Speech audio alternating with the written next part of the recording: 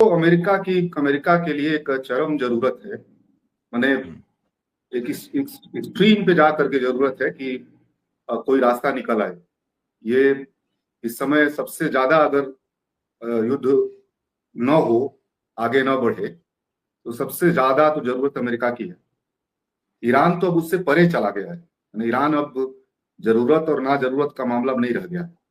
Iran अब दूसरी दिशा में बढ़ गया है। अब मान लीजिए वो किसी भी कीमत पर अब एक सीमा से ज्यादा तो पीछे हटेगा नहीं। वो एक मसला एकदम क्लियर है। इजराइल भी लगभग पस्त है, मतलब उसके पास भी अब अपने आप को ही, नेतन्याहू को अब अपने आप को ही बचाना है अपने देश में। ये एक संकट है। सऊदी अरबिया और ये यूएई, ये सब भी मतलब पूरा एक तरह से कह लीजिए कि एक अघोषित किस्म की अब पश्चिम एशिया आपस की एकता की तरफ बढ़ेगा।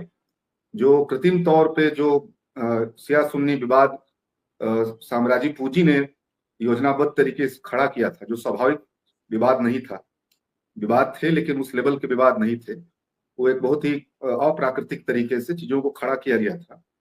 वो मसला भी अब इन देशों की आपस की जनता के बीच की जो एकता है, वो तो अभी ही स्थापित हो चुकी है। यानी उसमें तो अब बात का मसला नहीं। शासकों को भी अब आपस में इस दिशा में बढ़ना होगा और पश्चिम एशिया धीरे धीरे चाइना की तरफ आप कह लीजिए कि उस शिफ्ट होगा, मतलब उसकी तरफ झुकेगा। अमेरिका से संबंध खत्म नहीं कर देगा, लेकिन वो इस पाले में, ब्रिक्स के पाले में कह लीजिए कि उसके साथ उसके रिश्ते गहरे होंगे। तो नो डाउट ईरान तो पीछे नहीं हटने वाला है। अगर अगर मान लीजिए आकलन में ट्रंप ने कोई गलती कर दी कि नहीं अभी और आगे बढ़ाना है, शायद हमको नहीं लगता कि वही गलती करेंगे। आकलन में अगर उन्होंने गलती कर दी तो ईरान तो फिर से एकदम उसी मूड में, वो तो कह रहा है कि ट्रिगर पे है हमारा, मतलब हम ट्रिगर पे बैठे हैं। मतलब वो तो बार बार कह रहा है। और मांडेब अगर बंद हो जाएगा तब तो मैंने पूरी दुनिया एकदम ऑलरेडी पहले से त्राह त्राह है, पूरी दुनिया में हंगामा हो जाएगा।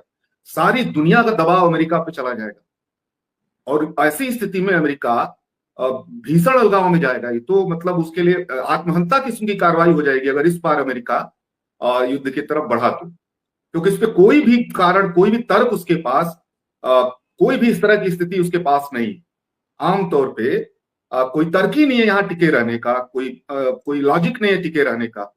जैसा कि जर्मनी के चांसलर ने बोला कि इस युद्ध का कोई तर्क नहीं, अमेरिका के पास इसका कोई लॉजिक नहीं है इस तरह का, इस युद्ध को आगे बढ़ाने का।